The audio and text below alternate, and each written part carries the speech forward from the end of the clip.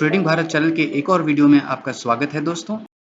शुरू करते हैं दोस्तों इजराइल और फिलिस्तीन के युद्ध से संबंधित एक जानकारी के साथ। यूनाइटेड स्टेट्स के प्रेसिडेंट और इजराइल के प्रधानमंत्री यानी प्राइम मिनिस्टर दोनों ने एक जॉइंट प्रेस कॉन्फ्रेंस की, जिसमें अपने-अपने विचार दोनों ने रखे। इनकी बातों में मुख्य बातें कुछ इस प्रकार रही कि हमास ने जो हमले किए हैं, वो हमले इतने भयावह हैं कि उसके सामने आईसिस के काम या उनकी कार्यशैली कहीं रैशनल नज़र आती है। साथ ही साथ यूनाइटेड स्टेट्स ने ये आश्वासन भी दिया कि इजराइल को अपना बचाव करने के लिए जो भी ज़रूरतें होंगी, वो पूरी कर दी जाएँगी। साथ ही ये भी कहा कि हमास कुछ लोगों का एक समूह है जो संपूर्ण फिलिस्तीन को रिप्रेजेंट नहीं करता है। फिलिस्तीन की आम जनता और हमास दोनों में काफ़ी फ़र्क हो सकता है। साथ ही साथ दोस्तों अभी कुछ समय पहले फिलिस्तीन में एक हॉस्पिटल पे हमला हुआ, जिसमें काफ़ी मरीज़ और बच्चे हताहत हुए। इस हमले की ज़िम्मेदारी फ़िलहाल ऐसा माना तो जा रहा था कि इज़राइल ने ये हमला किया है, लेकिन इज़राइल इस हमले की ज़िम्मेदारी लेने से इनकार कर रहा है। अगली खबर में दोस्तों पॉलीकैब 2 की भी क्वार्टर 2 की अर्निंग्स चलते हुए बाजार के बीच में आ गई, जिनकी वजह से मार्केट में इनके स्टॉक्स में कुछ परिवर्तन देखने को मिला। फिलहाल देखते हैं कि एस्टिमेट्स के सामने इनकी परफॉर्मेंस कैसी रही। तो प्रॉफिट में एस्टिमेट्स को 10% से बीट किया है पॉलीकैब ने, साथ ही रेवेन्यूज में 3.5% से बीट किया है। तो प्रॉफिट्स और रेवेन्यूज में दोनों में एस्टिमेट्स को बीट करने के बावजूद कंपनी के स्टॉक्स में कुछ परिवर्तन आए हैं दोस्तों। 2 बजे के आसपास रिपोर्ट आने के बाद दोस्तों हम देख सकते हैं कि 5,450 रुपए पर ट्रेड करता हुआ स्टॉक बाजार को इनके प्रॉफिट्स के रिपोर्ट्स पसंद ना आने की वजह से 5,292 रुपए तक नीचे आ गया। हालांकि इसमें बाद में थोड़ी बहुत रिकवरी भी हमें दिखाई दी, लेकिन ऐसा प्रतीत होता है कि मार्केट को इनके रिजल्ट्स पसंद नहीं आए।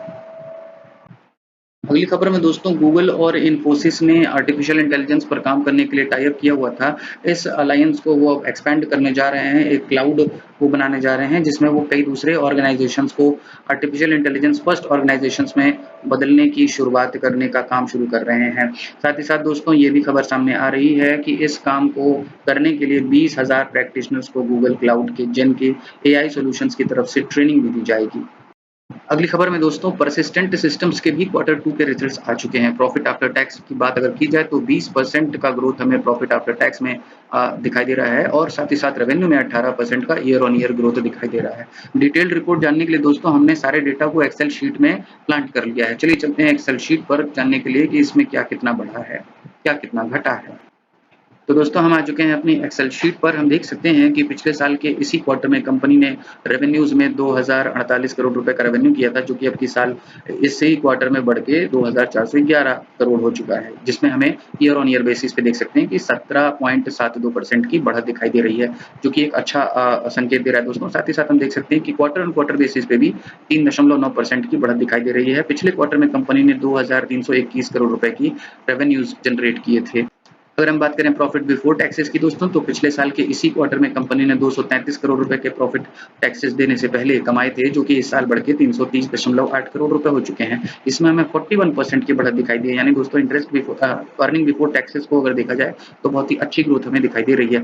साथ ही साथ हम ये भी देख सकते हैं दोस्तों कि अर्निंग बिफोर टैक्सेस में क्वार्टर ऑन क्वार्टर बेसिस में भी 2.5% के आसपास की हमें बढ़त दिखाई दे रही है। अगर हम नेट प्रॉफिट की बात करें दोस्तों, तो पिछले साल के इसी क्वार्टर में कंपनी ने 220 करोड़ रुपए का नेट प्रॉफिट कमाया था, जो कि इस साल के इस क्वार्टर में बढ़ के 263 करोड़ रुपए हो चुका है, यानी कि हमें 19.68% की बढ़त दिखाई दे रही है। ये भी एक अच्छा संकेत है दोस्तों, बढ़िया प्रॉफिट में ग्रोथ में दिखाई दे रही है। अगर हम क्वार्टर ऑन क्वार्टर बेसिस में देखें दोस्तों, तो पिछले क्वार्टर में कंपनी ने 228 करोड़ रुपए का एक नेट प्रॉफिट कमाया था, जो कि सितंबर के क्वार्टर से कंपेयर करने पे ये पता चलता है कि 15% की इसमें भी हमें ग्रोथ हुई है। तो क्वार्टर ऑन क्वार्टर बेसिस में भी हमें ग्रोथ दिख रही है, साथ ही साथ नेट प्रॉफिट में हमें ईयर ऑन ईयर बेसिस में भी ग्रोथ दिख रही है। इसी के साथ साथ दोस्तों हम रेवेन्यूज में भी देख रहे हैं, क्वार्टर ऑन क्वार्टर बेसिस में भी हमें ग्रोथ दिख रही है और ईयर ऑन ईयर बेसिस में भी हमें ग्रोथ दिख रही है। तो पॉजिटिविटी हर तरफ से दिखाई दे रही है, लेकिन एक और भी चीज है जिस पे हमें ध्यान देना पड़ता है किसी निष्कर्ष तक पहुंचने से पहले, वो है एक्सपेक्टेशंस। तो चलिए एक्सपेक्टेशंस देख लेते हैं। एस्टिमेट से कंपैरिजन की अगर बात करें दोस्तों, तो कंपनी ने 265 करोड़ रुपए के प्रॉफिट के एस्टिमेट्स के सामने 263 करोड़ रुपए ही अपने प्रॉफिट में कमा के दिखाए हैं, यानी कि 0.6% से इसने अपनी एस्टिमेट्स को या एक्सपेक्टेशंस को मिस किया है। अगर हम बात करें रेवेन्यूज की, तो 2400 करोड़ रुपए के एक्सपेक्टेशंस के सामने कंपनी ने 2411 करोड़ रुपए कमाए हैं, यानी 0.5% से इसने अपने एस्टिमेट्स को बीट किया है। अगर हम बात करें earning before interest and taxes की, तो 340 करोड़ रुपए के एस्टिमेट्स के सामने कंपनी ने 330 करोड़ करोड़ रुपए ही earning before interest and taxes कमा पाए, यानी कि 2.7% से फिर से कंपनी ने अपने एस्टिमेट्स को मिस कर दिया है। यानी कि प्रॉफिट्स और interest, earning before interest and taxes में कंपनी ने अपनी एक्सपेक्टेशंस को मिस किया है, जबकि रेवेन्यूज में कंपनी ने एक्सपेक्टेशंस को बीट किया है दोस्तों। तो शेयर प्राइस को देख के लगता है कि मार्केट को कहीं न कहीं एक्सपेक्टेशन थी इस तरह के एस्टिमेट्स को मिस कर जाने की। हालाँकि प्रॉफिट्स बने हैं और कहीं न कहीं क्वार्टर ऑन क्वार्टर और ईयर ऑन ईयर बेसिस पे कंपनी ने अच्छा परफॉर्म भी किया है। लेकिन एस्टिमेट्स और एक्सपेक्टेशंस ऐसी चीज़ है दोस्तों जिनके आगे मार्केट को झुकना ही पड़ता है, क्योंकि स्टॉक की पास्ट परफॉर्मेंस को देखते हुए हमेशा जो इन्वेस्टर्स होते हैं वो एक उम्मीद लगा के ही पैसा लगाते हैं कि यहाँ तक कंपनी उनको रिटर्न दे पाएगी। लेकिन अगर वो उतने रिटर्न्स नहीं देती है तो निराशा की एक झलक स्टॉक के प्राइसेस में दिखाई देती है। हम देख सकते हैं कि आज 0.55% की कमी इस स्टॉक के प्राइस में आती हुई दिखाई देती है दोस्तों। हालांकि एक साल में कंपनी ने अच्छे रेवेन्यूज अपने इन्वेस्टर्स को कमा के दिए 55% के आसपास। अगर हम बात करें दोस्तों कि 5 साल में दोस्तों हम देख सकते हैं कि 750% यानी लगभग 8 गुना कंपनी ने अपने इन्वेस्टर्स को कमा के दिए हैं। मिड कैप कंपनी 42,000 करोड़ रुपए की है ये, उस हिसाब से अगर देखा जाए तो बहुत ही अच्छा परफॉर्मेंस कंपनी ने पिछले 5 साल में करके दिखाया है। सेफ इन्वेस्टर्स के लिए भी अगर बात की जाए तो ये एक अच्छी कंपनी हो सकती है परसिस्टेंट सिस्टम्स। लेकिन दोस्तों अब इस रिजल्ट का क्या असर पड़ेगा ये तो कल देखने वाली बात होगी। अगली खबर में दोस्तों विप्रो के भी Q2 के अर्निंग्स के रिजल्ट आ चुके हैं और हम देख सकते हैं दोस्तों कि किस प्रकार की उनकी अर्निंग्स हैं।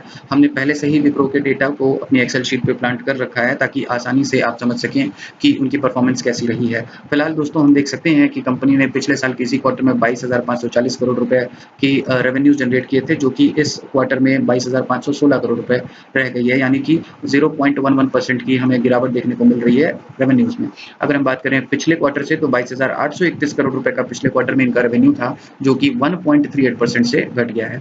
एस्टिमेट्स की अगर बात करें दोस्तों तो 22,760 करोड़ रुपए का एक एस्टिमेट था सीएनबीसी के पोल का, जिसको अगेन कंपनी ने मिस कर दिया है। एस्टिमेट्स से भी मिस हो चुके हैं और साथ ही साथ वाई ऑन वाई बेसिस में भी हमें गिरावट देखने को मिल रही है, साथ ही साथ क्यू ऑन क्यू बेसिस में भी हमें रेवेन्यूज में गिरावट देखने को मिल रही है। बात करते हैं दोस्तों प्रॉफिट बिफोर टैक्सेस की, तो प्रॉफिट बिफोर टैक्सेस पे हम पहुंच जाते हैं। ये रहे प्रॉफिट बिफोर टैक्सेस। हम प्रॉफिट बिफोर टैक्सेस में देख सकते हैं कि कंपनी ने 3,427 करोड़ रुपए के पीबीटी कमाए थे पिछले साल के इसी क्वार्टर में, और जो कि इस साल बढ़ करके 3,512 करोड़ रुपए हुए, यानी कि 2.5% की बढ़त हमें प्रॉफिट बिफोर टैक्सेस में तो दिखाई दे रही है। लेकिन अगर हम क्वार्टर ऑन क्वार्टर बेसिस में देखें तो पिछले क्वार्टर में 3,797 करोड़ रुपए का प्रॉफिट बिफोर टैक्स कंपनी ने कमाया था, जो कि इस क्वार्टर में 7.5% से घट गया है। बात अगर एस्टिमेट्स की करें दोस्तों तो एस्टिमेट्स के मुताबिक प्रॉफिट बिफोर टैक्स इस क्वार्टर में 3,642 करोड़ रुपए होना था, जिससे कि हम देख सकते हैं कि प्रॉफिट बिफोर टैक्स थोड़ा कम है। यानी कि प्रॉफिट बिफोर टैक्सेस के मामले में भी कंपनी ने अपनी एक्सपेक्टेशंस को मिस किया है। साथ ही साथ हम ये भी देख सकते हैं कि क्वार्टर ऑन क्वार्टर बेसिस में भी एक थोड़ा सा मिस हमें दिखाई देता है, जबकि वाई ऑन वाई बेसिस पे हमें प्रॉफिट बिफोर टैक्सेस में थोड़ा सा कह सकते हैं कि बेटर परफॉर्मेंस दिखाई दे रही है।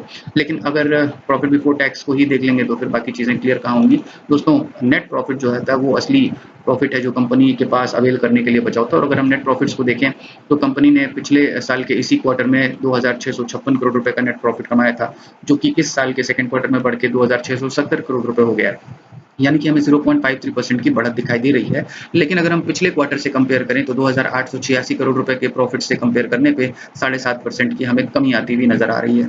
तो दोनों ही तरफ से दोस्तों एक तरफ से हमें वाई ऑन वाई बेसिस में इंप्रूवमेंट दिखाई दे रहा है, जबकि क्यू ऑन क्यू बेसिस में हमें कमी आती हुई दिखाई दे रही है। अगर एक्सपेक्टेशंस की बात करें दोस्तों तो 2,800 करोड़ रुपए के आसपास की एक्सपेक्टेशन मार्केट ने की थी, जिसको कंपनी ने फिर से मिस कर दिया है। तो हम ये देख रहे हैं दोस्तों कि परफॉर्मेंस कहीं अगर बेहतर है तो बहुत थोड़ी सी बेहतर है, कहीं कमतर है तो वो भी थोड़ी सी ही कमतर है। लेकिन तीनों ही मामलों में प्रॉफिट बिफोर टैक्सेस के मामले में और साथ ही साथ प्रॉफिट आफ्टर टैक्सेस के मामले में और साथ ही साथ रेवेन्यूज के मामले में तीनों ही जगह पे कंपनी ने अपनी एस्टिमेट्स को मिस कर दिया है। मार्केट को इसकी एक्सपेक्टेशन कहीं न कहीं पहले से रही होगी दोस्तों, या फिर हो सकता है कि जो आज की एक सेंटिमेंटल गिरावट मार्केट में चली थी उसकी वजह से कहीं एक 0.95% की गिरावट हमें विप्रो में भी देखने को मिली है। हालाँकि विप्रो एक लार्ज कैप कंपनी है और काफ़ी स्टेबल मानी जाती है, लेकिन अगर प्रॉफिट मेकिंग के पर्पज़ से देखा जाए दोस्तों तो बहुत स्लो इसमें मूवमेंट आता है, जिसकी वजह से ज़्यादातर इन्वेस्टर्स इसको बहुत पसंद नहीं करते हैं, क्योंकि बहुत लॉन्ग टर्म में बहुत थोड़ा-सा प्रॉफिट देती है। अगर हम पिछले 5 साल की इसके टर्नओवर्स की बात करें दोस्तों तो महज़ 68% का ही प्रॉफिट ये कंपनी अपने इन्वेस्टर्स को कमा के दे पाई है, जो कि काफ़ी स्लो और स्टेडी परफॉर्मेंस माना जाता है। आज के दिन दोस्तों हमें 1% के आसपास की गिरावट तो देखने को मिली है और एस्टिमेट्स को बीट करने के बाद ऐसा उम्मीद भी की जा सकती है कि कल थोड़ी बहुत और गिरावट हमें इसमें देखने को मिल सकती है, क्योंकि एक इंटरनेशनल सेंटिमेंट भी चल रहा है गिरावट का, तो कहीं न कहीं उसका भी एक मिला-जुला असर हमें इसमें स्टॉक में देखने को मिल सकता है। अगली खबर में दोस्तों हम देख सकते हैं कि एस्ट्रल पाइप्स के भी क्वार्टर 2 के अर्निंग रिपोर्ट्स आ चुकी हैं और यहाँ पे हम देख सकते हैं कि पिछले साल के इसी क्वार्टर में कंपनी ने 69 करोड़ रुपए का प्रॉफिट कमाया था, जिसके सामने इस साल के इस क्वार्टर में 131 करोड़ रुपए का प्रॉफिट कंपनी ने कमाया है, जिसमें हमें 90% की कह सकते हैं कि ईयर ऑन ईयर बेसिस पे बढ़त दिखाई दे रही है। अगर हम रेवेन्यूज की बात करें दोस्तों, तो पिछले साल इसी क्वार्टर में कंपनी ने 1172 करोड़ रुपए का रेवेन्यू कमाया था, जो कि इस साल बढ़ के 1363 करोड़ रुपए हो गया। यानी कि कंपनी ने रेवेन्यूज के मामले में भी ईयर ऑन ईयर बेसिस पे 16.5% के आसपास की बढ़त करके दिखाई है। अगर हम अर्निंग बिफोर टैक्सेस की बात करें दोस्तों, तो पिछले साल के इसी क्वार्टर में कंपनी ने 144% के अर्निंग बिफोर टैक्सेस कमाए थे, जबकि इस साल ये बढ़ करके 220 करोड़ रुपए हो चुका है। यहाँ पर भी हमें 53% की बढ़त दिखाई दे रही है दोस्तों। मार्जिन में भी कंपनी ने 12.5% की मार्जिन से बढ़ करके अब 16.5% की मार्जिन तक अपने पास सेव कर ली है। तो इस तरीके से यहाँ पर भी हमें काफी पॉजिटिव सेंटिमेंट दिखाई दे रहा है रिजल्ट्स में। आज के दिन दोस्तों इंटरनेशनल मार्केट में गिरावट और ओवरऑल मार्केट में गिरावट की वजह से इस स्टॉक में भी हमें 0.83% की गिरावट देखने को मिली। 1950 रुपए पर आज के दिन एस्ट्रल लिमिटेड का स्टॉक बंद हुआ। अगर हम पिछले 1 साल के परफॉर्मेंस की बात करें दोस्तों, तो 1 साल में 26% के आसपास इसने बढ़त दिखाई है और 5 साल में 350 से ज़्यादा परसेंट कमा के अपने इन्वेस्टर्स को दिए हैं। दोस्तों ये भी कंपनी कोई बुरी कंपनी नहीं है, 52,000 करोड़ रुपए इसका मार्केट कैप है। एक ठीक-ठाक मिड कैप परफॉर्म करने वाली एक अच्छी कंपनी है। अगर हम बात करें इसमें इन्वेस्टमेंट के मौकों की दोस्तों, तो चलिए टेक्निकल चार्ट पे हम पहुंच चुके हैं, क्योंकि जहां पे दुनिया को डर लगता है वहीं पे बनता है इन्वेस्टमेंट का मौका एक समझदार इन्वेस्टर्स के लिए। लेकिन फिलहाल चार्ट को देखने पे हमें पता चल रहा है कि एक ऑल टाइम हाई को एक तरीके से कह लें 1 ईयर हाई के आसपास अपना ट्रेड करता हुआ ये दिखाई दे रहा है एस्ट्रल का स्टॉक। अगर हम इसके सपोर्ट की बात करें तो 1852 रुपए के आसपास कहीं इसका सपोर्ट है और जो फिलहाल अभी हमें एक इमीडिएट सपोर्ट दिखाई देता है वो 1942 रुपए के आसपास दिखाई देता है। हालांकि अच्छी रिपोर्ट्स आने की वजह से इसमें कुछ अभी बढ़त देखने को तो मिल सकती है दोस्तों। मे भी एक छोटी सी पॉसिबिलिटी है कि वो इस लेवल को ये स्टॉक ब्रेक करके ऊपर निकलता हुआ चला जाए। 18,000 2,000 रुपए के ऊपर निकलता चला जाए। यहाँ से एक ब्रेकआउट अगर आ जाता है तो कहीं ना कहीं बहुत अच्छे इसमें रैली आती हुई हमें दिखाई दे सकती है। लेकिन ऐसा होगा कि नहीं होगा ये तो देखने वाली बात होगी दोस्तों, क्योंकि काफी हद तक मार्केट में एक गिरावट का सेंटिमेंट अभी चल रहा है, तो ऐसा मान लेना थोड़ा सा ठीक नहीं होगा कि इसमें अभी ब्रेकआउट भी आ जाएगा और वो ब्रेकआउट सस्टेन भी कर जाएगा। लेकिन फिर भी अगर इन्वेस्टमेंट के मौकों की बात करें दोस्तों, तो एक तरीके से 1850 के आसपास इसके आने का वेट करना चाहिए, क्योंकि रिजल्ट्स अच्छे तो आए लेकिन इतने भी अच्छे नहीं आए कि एस्ट्रल के स्टॉक में हमें अचानक बहुत अच्छी बूम दिखाई दे जाए।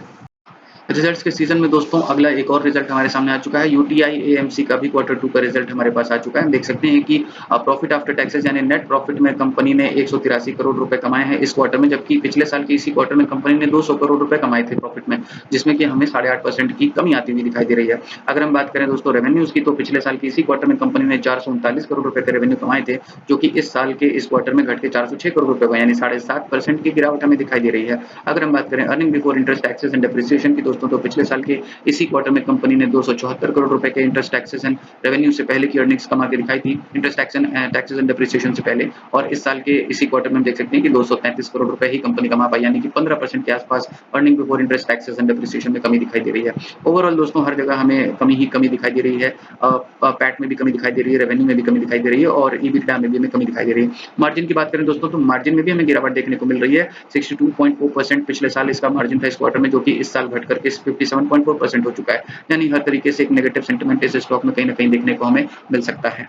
तो दोस्तों यूटीआई एएमसी के स्टॉक में हम देख सकते हैं कि आज 0.66% की बढ़त देखने को मिली। 809 रुपए पर फिलहाल ये स्टॉक क्लोज होता हुआ हमें आज के दिन दिखाई देता है। अगर हम पिछले 1 साल की इस कंपनी का परफॉर्मेंस देखें दोस्तों, तो एक मिला-जुला परफॉर्मेंस हमें दिखाई देता है। कंसोलिडेशन जोन में कभी कंपनी के स्टॉक के प्राइसेस में थोड़ी सी गिरावट आती है, फिर थोड़ी सी रिकवरी, फिर गिरावट और फिर अभी हमें एक थोड़ा-सा वो रिकवरी आती हुई दिखाई दे रही है। कहीं न कहीं यहाँ पर भी कुछ इन्वेस्टमेंट के मौके बन सकते हैं, लेकिन इस तरह के रिजल्ट आए नहीं है जिस तरह के लिए हमें चाहिए कि इसमें बड़ा इन्वेस्टमेंट किया जा सके।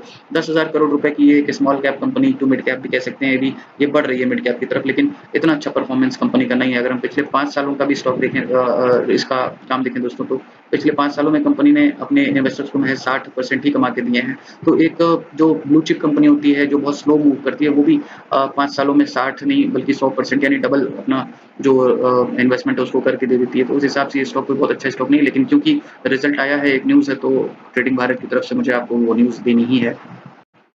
अगली और आज की आखिरी खबर दोस्तों, सुजुकी ने भारत में अपना इलेक्ट्रिक व्हीकल्स को एक्सपोर्ट करने का हब बनाने का डिसीजन ले लिया है। हाँ दोस्तों, अब सुजुकी अपने इलेक्ट्रिक व्हीकल्स को भारत से जापान एक्सपोर्ट करेगा और ये काम 2025 से शुरू होने की उम्मीद जताई जा रही है। अगर बात करें यूरोपियन मार्केट की, तो टोयोटा को भी ईवी सप्लाई करेगा सुजुकी यहीं से, भारत से ही। सुजुकी अपने इलेक्ट्रिक व्हीकल्स की नई असेंबली लाइन या फैक्ट्री को शुरू करने वाला है। इसका पहला प्लांट गुजरात में लगाया जाएगा और प्रोडक्शन अगले साल से शुरू किया जाएगा। आज की सभी खबरों में बस इतना ही दोस्तों ट्रेडिंग भारत के वीडियोस देखने के बाद अगर आप कोई ट्रेड लेते हैं तो उस ट्रेड में हुए प्रॉफिट्स या लॉसेस की जिम्मेदारी ट्रेडिंग भारत की नहीं होगी।